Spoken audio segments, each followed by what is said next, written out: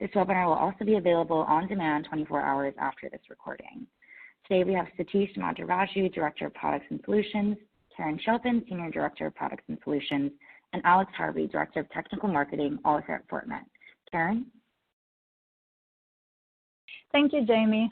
Hi, everyone, and thank you for joining us today. I will start going over the agenda and we'll let people jump in to the session and joining us. We will go really fast on business driver and challenges, some growing security services opportunity for you to capitalize on. We will go over our portfolio of offering for high-end market-leading security services overall and see how our web security offering fits in and where do we expect it to help us as we prevent attack. And then I will move it to Satish to go over the unique approach that we take to web security. We will talk about the web security stack that we recommend for you to use based on our experience. We will gather at the end to talk about customer case studies and key takeaway. And I know the Q&A is the last item on this list, but this is a live session, which gives us the opportunity to address your question on the go. Please do use the Q&A section on your console. We will monitor it. This is why you have many of us on the call. And if you have questions on the go as we talk about different topics, please don't hesitate to post them. And if possible, we will address them as we go through the flow so you don't have to hold them and keep them in your mind for the time or the duration of the entire webcast. With that, let me start with some key challenges that we are all living through. This is literally a part of our day-to-day life. One is the shift from one to infinity or infinite around everything. Doesn't matter where you sit in the organization, on the IT, on the security side, everything just got escalated. If it's data, devices, connection, we keep hearing it from all of you. How do we handle this magnitude of scale that is not expected to slow down across everything that we manage all at the same time? And while we hear a lot about cloud and working from the cloud and separating everything, most of us work in hybrid environments. So as we talk to you about building into the future, we're all working within that current moment where we have to manage and operate within a hybrid environment. Hybrid means hardware, VM, SaaS, cloud delivery, but it also means our own infrastructure, house, and homes infrastructure of our employees, different devices. So we need to bring everything together and create unification across multiple domains. 10x performance, and you see the tiny T and the big T, it's 10x performance in shorter and shorter amount of time. Our users are getting super spoiled. They expect everything to work seamlessly and immediately, and it has very high impact on the business performance when we cannot deliver on it. And we hear more question around how do we keep high performance end to end from the user all the way to the application, going back again to the first two trends, multiple ways to connect to hybrid infrastructure. How can I guarantee that experience and keep everyone safe? And then innovation without favorism. This is a good reminder to us within the cybersecurity space that everything that we are benefiting from, the scale of cloud, AI, machine learning, the attackers are using as well. So we're starting to see more attacks that are sequenced, multi-layer, leveraging the fact that there are multiple points of entrance to the organization. And it requires us to constantly think about a higher view and a more tighter view of delivering security to eliminate gaps. And this slide is here. I know all of you work with more complex flows, but it's to remind us that an attack is a sequence of events, and we all work in an industry where we have multiple opportunities to disrupt this attack, and this is actually our job. Our job is to be able to detect abnormalities or things that are not working. Whatever we can prevent with technology that is prevention-centric, we will prevent. And then we start having more advanced to leveraging large-scale cloud, unified data sets to analyze behavior-based and abnormalities within the organization, and then create prevention and distribute it all the way back to the enforcement point that could be in a very different location where the detection was performed. So this is here to remind us that despite the fact that we talk about different technology in isolation and we have purchasing models that are catered to specific technologies, we have to make sure that they all work together to allow us to have this synchronization within that flow.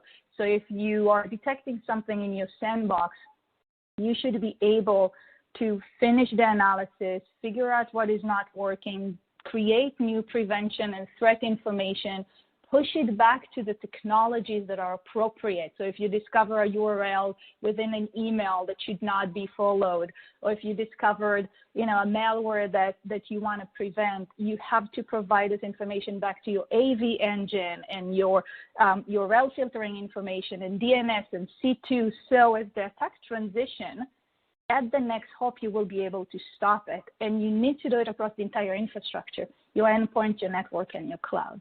So this is here just to remind us where different technologies for security usually kick in, but there is a lot of AI and machine learning capabilities built into the different products to identify and also unknown in near real time, and then create this automation to deliver it further out in the attack sequence to disrupt and stop the sequence.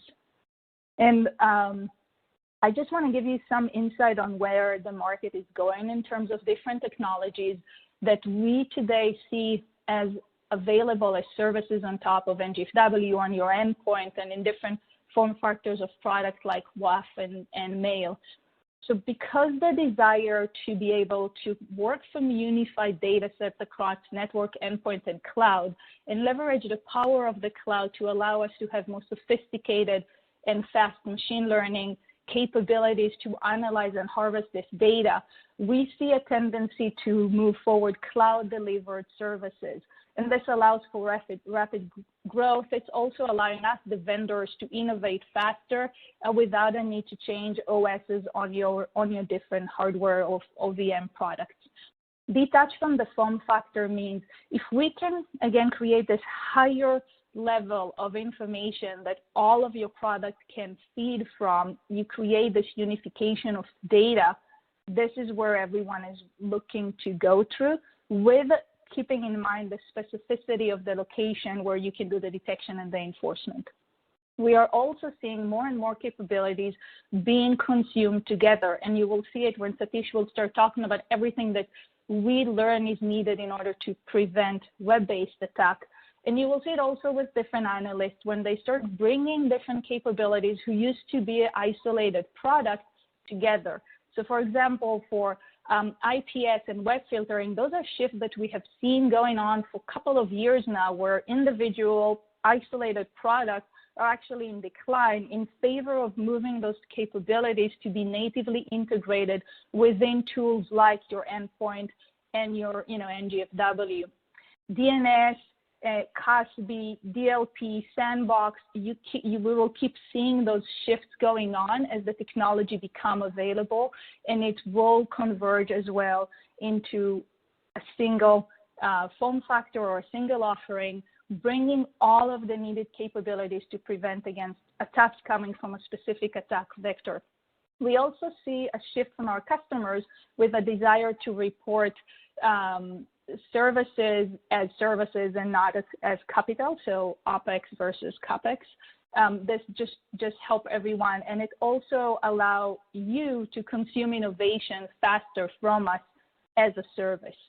This is what we're seeing in the market. This is what we're seeing vendors are doing. The reason you see growth in capabilities like Sandbox is the more sophisticated attack that we're seeing around ransomware in particular. And you will see more and more customers looking to embed technologies that allow them to capitalize on knowledge that comes from AI and behavior analytics and not only known information.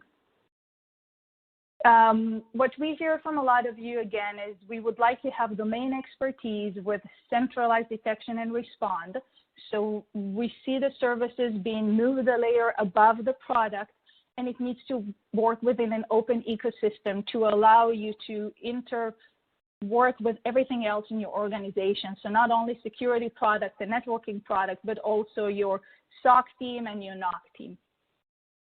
So this is super important shift today, and the way we deliver security services since Fortinet's beginning of time was to actually deliver whatever is appropriate from the cloud. Wherever need to have enforcement in the different location will go directly to the product with a lot of machine learning capabilities within the product as well.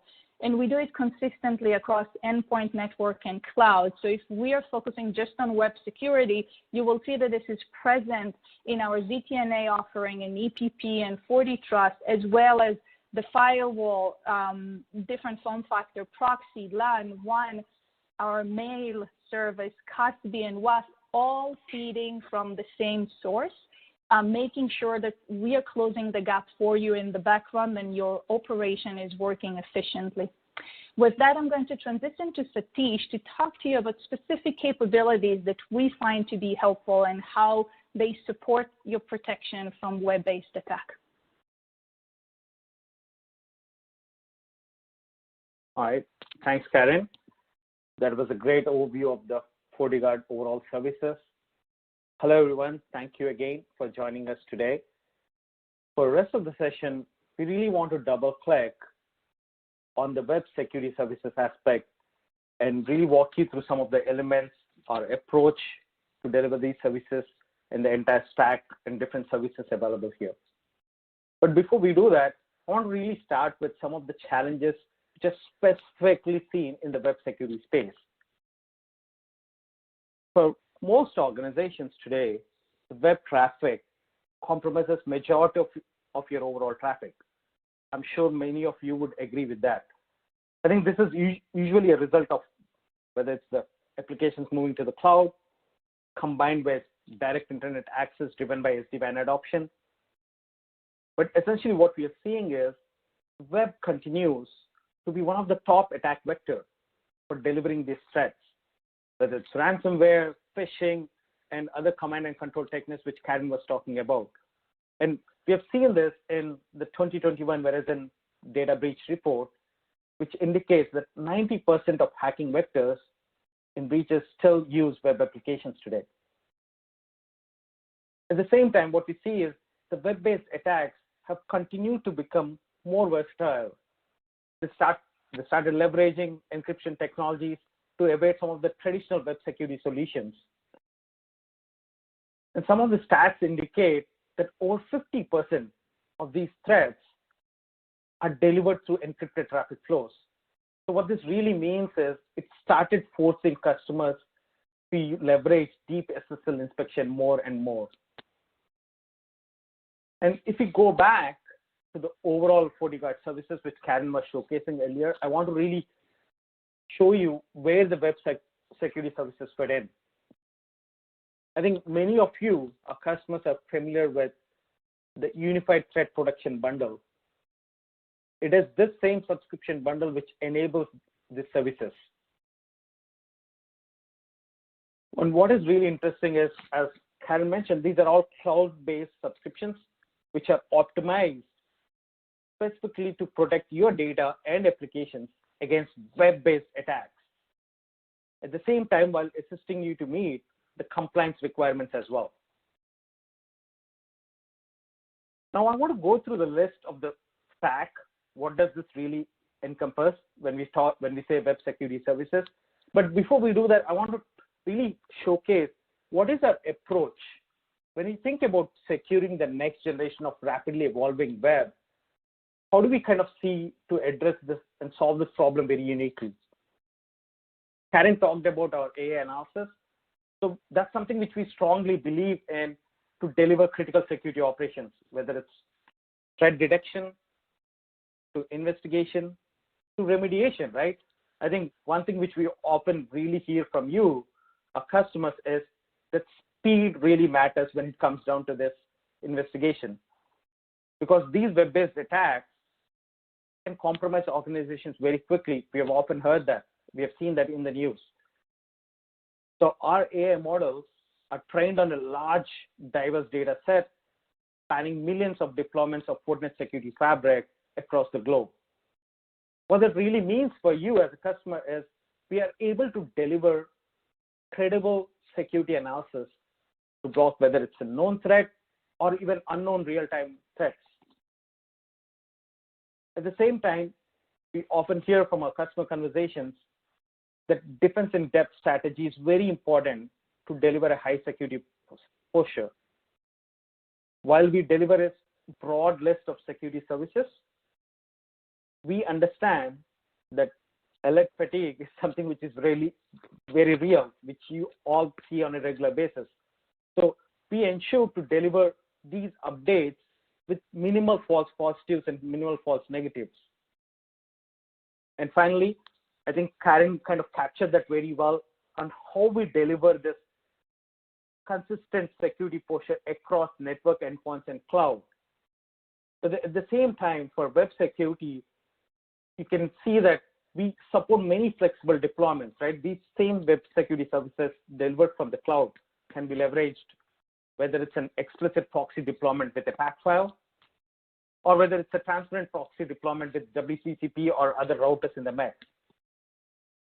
Or even going forward, we have seen a lot with our SD-WAN deployments leveraging this with direct internet access.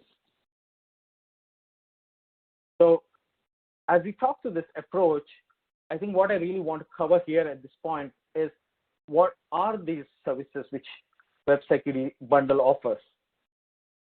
These really can be leveraged based on your organization needs and requirements, whether it's web filtering, which we deliver at scale, or DNS filtering, to our latest edition of video filtering, which provides granular video control.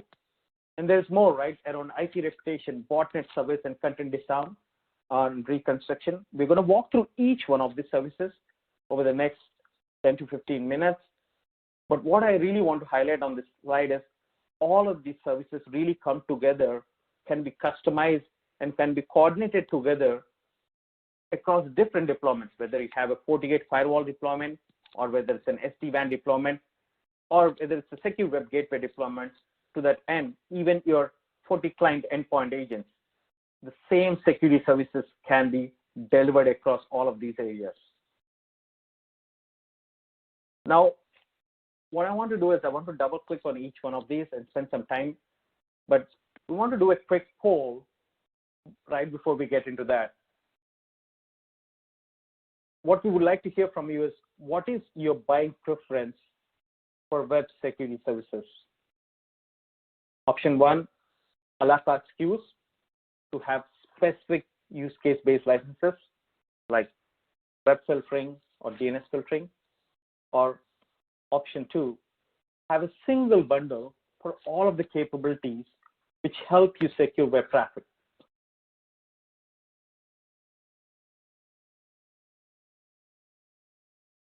You can have the poll open for the next 30 seconds.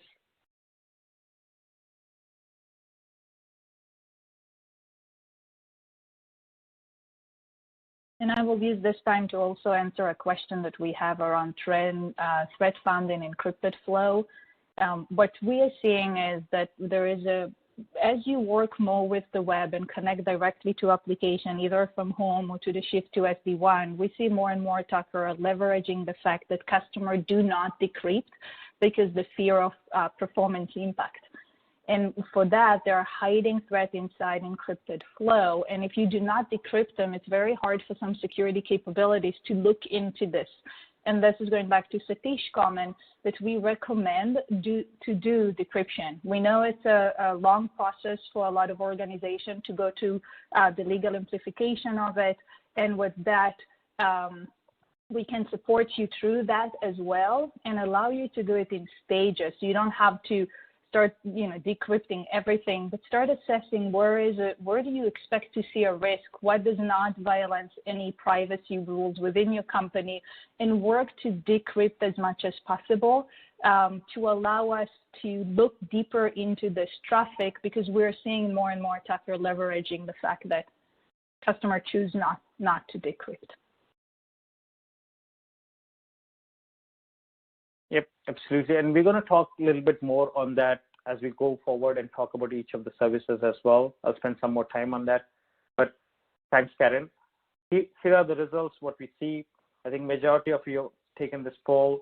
And then we see 70% of them have a preference towards single bundle for all capabilities to secure web traffic versus the independent SKUs. And I think, Karen, you can chime in here, but this seems to align with what we are seeing in general with our customer base and more inclination towards the bundles. Yes, we are seeing a clear preference to consume all of those capabilities. So the capabilities you just covered, the 6 different capabilities you just covered, most of our customers appreciate the fact that we deliver them together and create, again, that synergy in the background. So all of them work always from the latest information available. Those capabilities are also working with our content security and device security capabilities to give you even tighter protection against multiple attack vectors. But for each of those single attack vector protection, this is definitely what we are seeing to our install base as well. Yep. All right, so moving on. I promise we're going to get into the services, but we are really excited to share that Fortinet has been recognized as the most innovative solution in the FrostRadar global web security market. As you can see from the graphic here, we believe this positioning in the upper right section of the radar not only indicates a strong, outstanding innovation among 15 other participants here, but this is also a great indication of the substantial year-over-year growth which we are seeing in the web security market. The full report is available for you on our website for you to leverage, and it has much more insights on the overall web security market as well. Would highly encourage you to take a look at it. We'll be happy to post the link in the chat section as well. So now let's talk about the different services, the 6 different services, what we showcased earlier. I want to start with the web filtering aspect. This is one of the critical capability which is widely adopted by many of you. I think I want to start with some of the stats just to showcase the numbers and the scale of the service, right? The overall threat intelligence really blocks over 450,000 malicious websites per minute. I think that just goes to show the scale at which the service operates. And this web filtering service leverages a big database of hundreds of millions URLs, which are classified into 90 plus categories, right? These are very granular categories available, like social media, finance, education, and much more. This enables you to have a very granular web control, at the same time logging and reporting, which we hear is very critical for you to understand which user is accessing which website at what time of the day.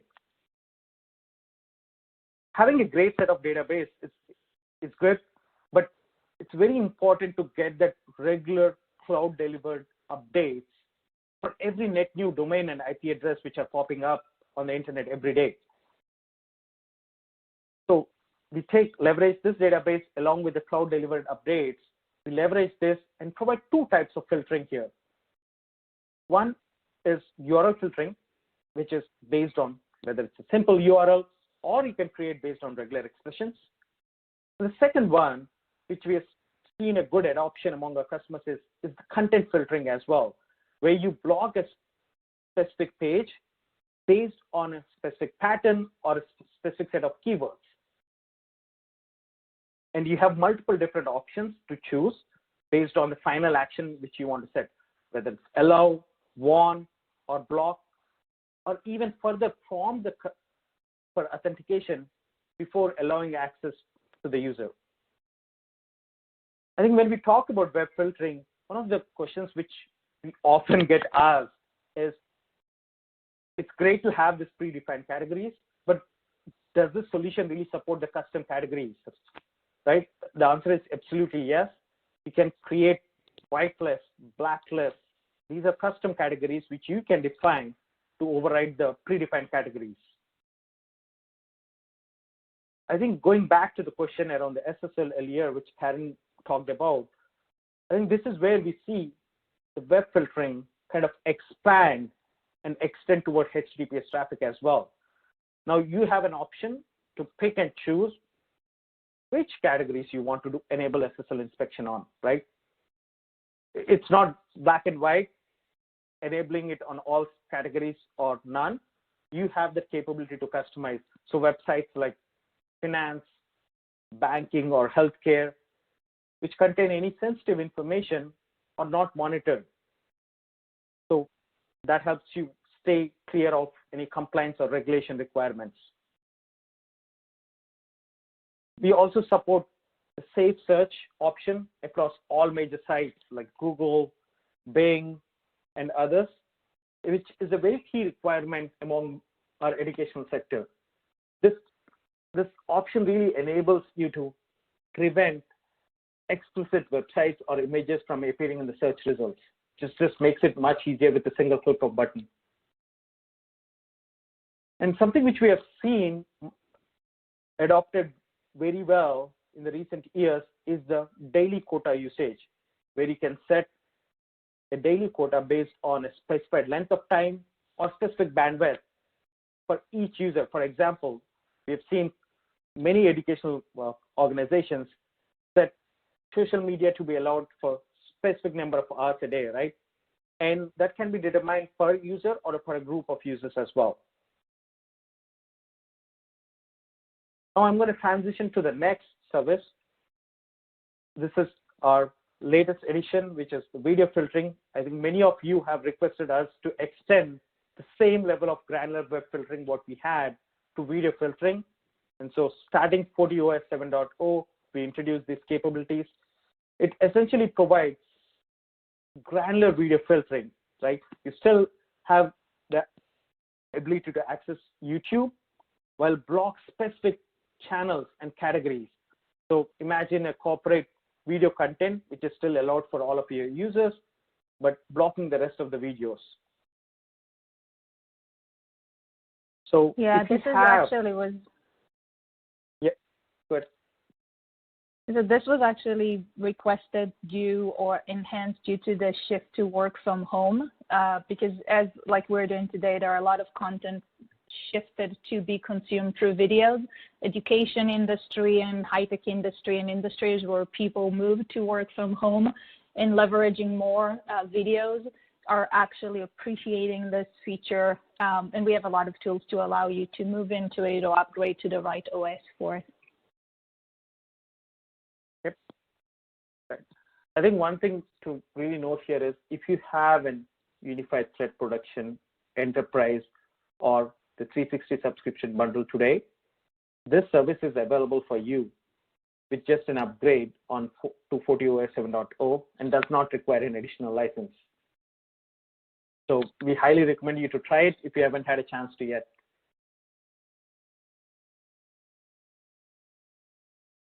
Yeah, this is one of the examples to how you get innovation from a cloud deliver service without any changes to your infrastructure that are significant. Absolutely. I think something which we all have seen over the last few years is the trend of more and more malware being delivered over DNS traffic, making DNS filtering much more critical. So our DNS filtering capabilities provide full visibility into the DNS traffic and allow you to filter the DNS requests based on per category, very similar to the web filtering categories. While there's a lot you can do here, there are three key aspects which I would like to call out, which many of our customers seem to leverage. One is blocking high-risk domain categories, right? Think about newly registered domains, NRDs, or parked domains which have been sitting there for a while.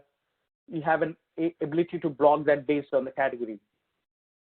Or you could choose to block DNS requests for all known botnet and command and control domains. And it's just a toggle button, as you can see on the screen here. You just click on that option and that blocks all access requests which go out to such domains.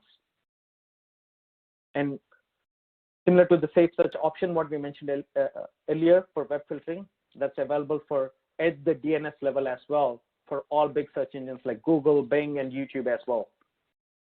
Again, this is a cloud-based subscription as well, and it's included in our web security bundle. So if you haven't had a chance to try this out, we highly recommend this. to activate this and doesn't require an additional license as well. And I just want to touch on one more point on that slide, the redirect portal. So going back to the interoperability of services within different products, on the endpoint, you can usually block or hold files and hold communication. On the firewall, what we allow you to do is once we know that there is a link or URL or DNS that we deem to be malicious, we actually allow you to flag all of the endpoints who are trying to reach out to it as part of the C2 request, for example.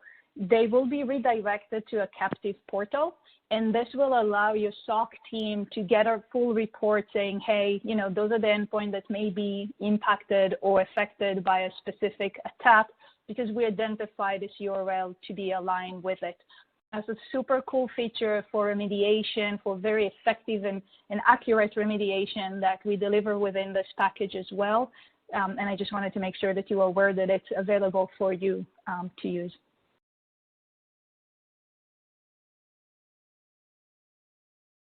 Okay. Yeah. So the last two services which I want to talk about is start with the botnet and IP reputation service.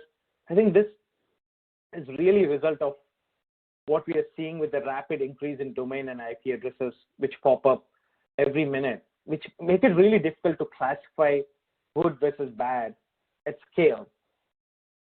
What we really do as part of this service is we do a deep reputation analysis based on real-time context, like who, where, when was the domain registered, who has registered the domain, and what is the location of the domain where it was registered. So all of this context, which really provides us to give a right reputation analysis for each one of the IP and proactively allow you to block some of the real-time threats. At the same time, you get to block the malicious bots while reducing your reliance on user verification techniques. I think we all understand the pain to go through some of the user verification process like CAPTCHA, where you're clicking on images or where you're rewriting the words to make sure you get access and verify you're not a bot. So you can reduce that user experience impact by blocking the malicious bot separate and still give the right experience to the legitimate users. And finally, the last one here is the content disarmament reconstruction.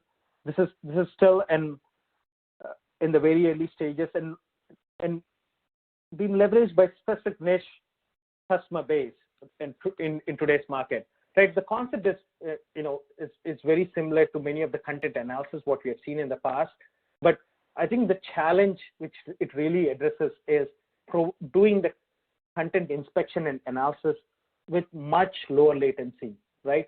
I think avoiding the time-consuming, lengthy process of that inspection can be handled by content disarmament reconstruction. So this is natively available in FortiOS, and what it does is it really breaks down the files into smaller components and removes any potential malicious content, think macros, embedded objects within the doc file or a PDF, and eventually allow a clean document to be accessed by the end user. We've seen this as adopted as a very good complementary service to our sandboxing capability, and it's quite popular among organizations like legal and finance, where there is a need for strong security posture. All right, that kind of brings us to the end of this individual services which we wanted to highlight. At this point, we would like to do a quick poll and understand, what do you think is the most effective capability to deliver strong web security posture? This really lists all of the different capabilities what we have talked about: web filtering, DNS filtering, IP reputation, botnet surveys, and CDR, or all of the above to really enable defense in depth.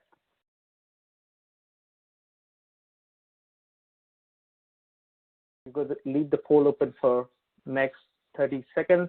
Are there any other questions which we want to handle in the meantime, Karen? Yes, there was a question, is this offering available on different FortiGate model? This offer is available on all of our FortiGate models. You do need, for some of the enhanced feature, like video filtering, to be on OS 7.0. So please check if you are on it. We do have a converter tool that allow you to move from lower OSs to the 7.0 and above to allow you to consume new capabilities and features. There is no change to your license when you do it. And this is just, some of those features are cloud delivered, some of it require interaction with the OS itself, and this is where we will ask you to move up to newer OSs in order to be able to consume them. But they're all available, and there is no penalties or add-on to getting them to work with your product.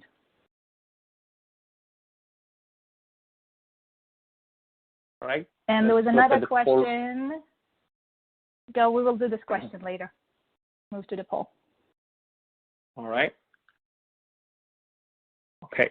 So I think it's very evident that over 90% of the votes are towards enabling difference in depth strategy, and few around web and DNS filtering as well. I think which pretty much aligns with what we are seeing when majority of our customers adopt. It's not necessarily that they enable all 5 of the services, but it's usually a combination of 3 to 4 different services based on their security needs and requirements. But I guess this is a great validation on what we are hearing and what our approach has been to enable strong web security posture as well. All right, I'm getting a reminder here, about 10 more minutes left. So, all right, so I think I wanted to kind of talk to one of the big customer success. Obviously, with our broad list of customers, we have customers across the globe who have adopted the web security services, and we have multiple case studies which are available for you to kind of look through across different verticals on our website. But today, I wanted to really share one of the most recent customer success with a new video filtering capability.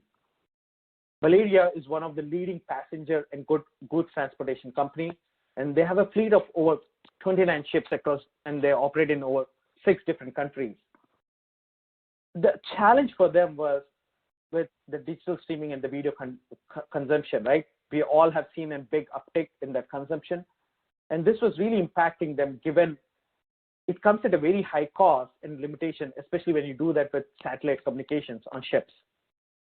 So they have leveraged the broad web filtering capabilities of slicing and dicing the categories on enabling the ones where the user should get access to. And more importantly, they've leveraged the video filtering capabilities to allow granular access to the YouTube controls. So this not only allowed them to have a good control on the bandwidth consumption, but now they have good visibility across what are the areas which they really would want to give access to the users and the passengers on the ships. We have the case study available on our website as well, and please feel free to take a look at more case studies as well. And this may be a good point to also answer a question about can video filtering or any of the capabilities be scheduled to specific days of the week. The answer is all of the protection profiles have a schedule option. So yes, so if the boat is docking and it's not on satellite communication, for those days you can allow a different granular access to users on your boat as well on your schools and any other environment.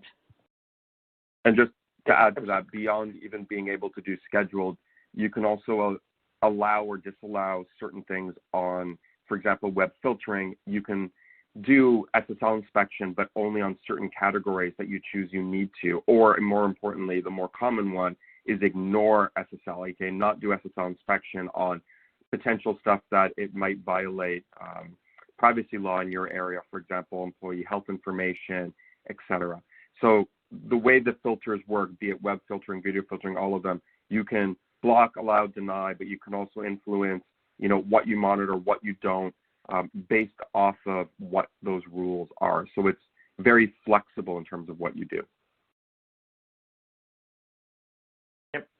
So I think just in general, the video filtering, the way I want to just kind of summarize this, you have three different ways to kind of operate this, right? One, I think directly to answer this question, yes, there's a schedule option, which Alex mentioned. Two, you can do this based on the number of hours, right? Web filtering can be done based on saying, doesn't matter what time of the day they want to access it, but they have 1 hour to access that specific social media content or a streaming content. Or you can limit it based on the bandwidth consumption as well. You can say this specific set of users can access this streaming content up to 1 GB per day, right? And that counter kind of clicks resets every day over midnight. So you can start fresh per user based on bandwidth, time, or scheduler time as well.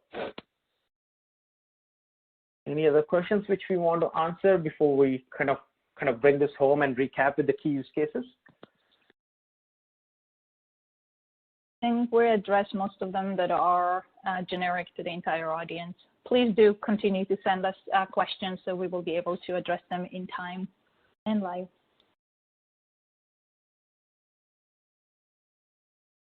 All right, so okay. I think we have, do you want to cover and kind of bring us home here with the key use cases? Sure.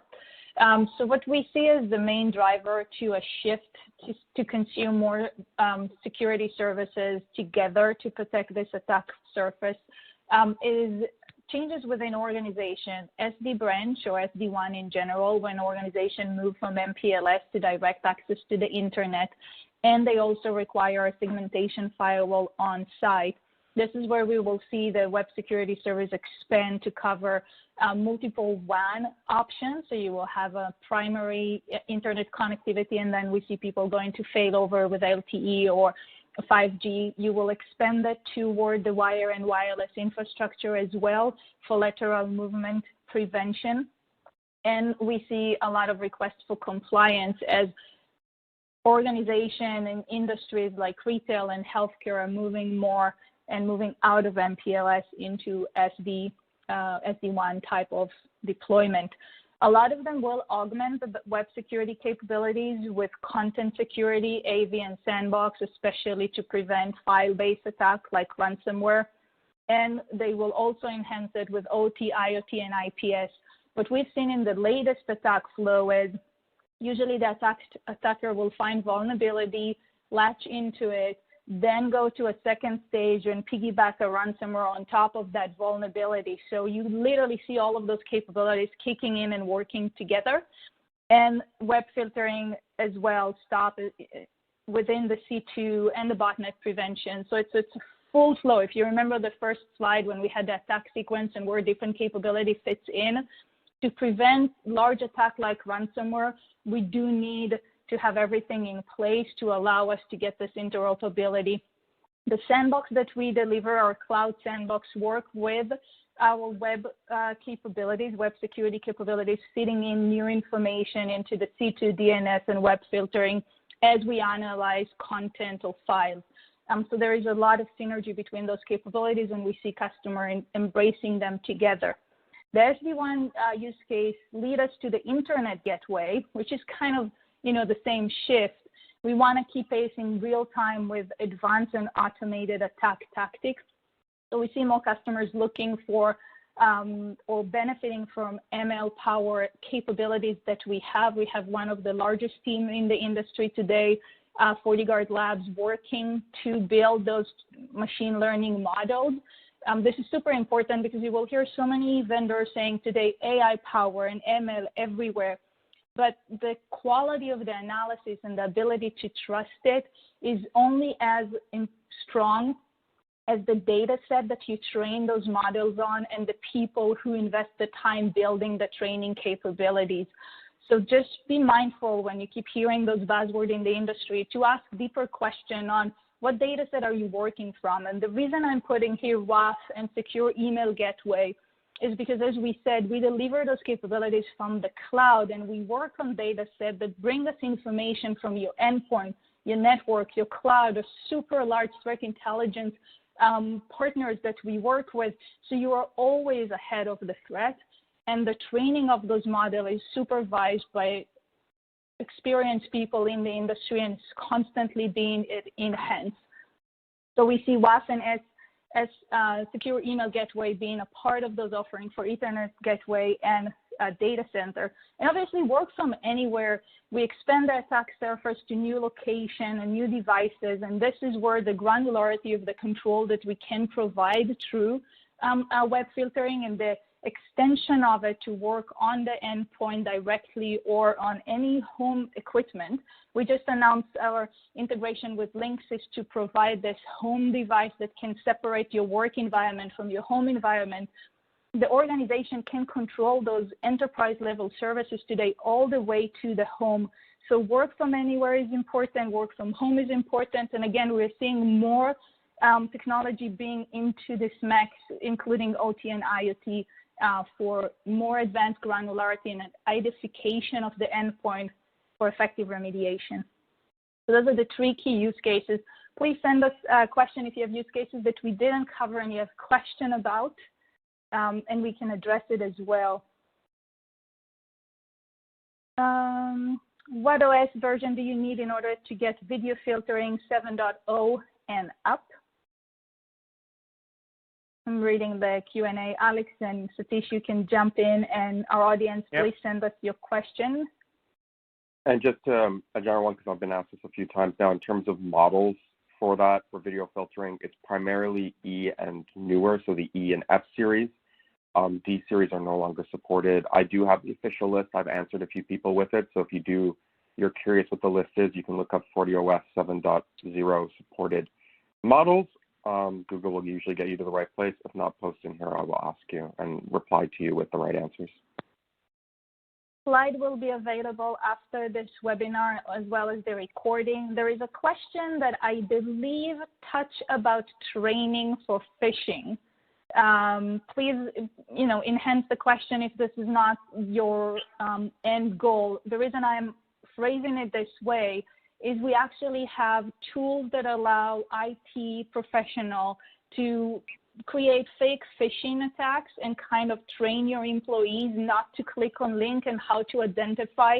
So we do have tools focused on training. If you really care about this and you're passionate and this is a part of your job, and we know email is, as we said, one of the main ways of getting malware into your organization, please reach out to us or to the SE, and we will provide you with the tool. It's a phishing tool. You can also find it on our website and the FortiGuard Labs, and you can use it to train your people in a safe mode.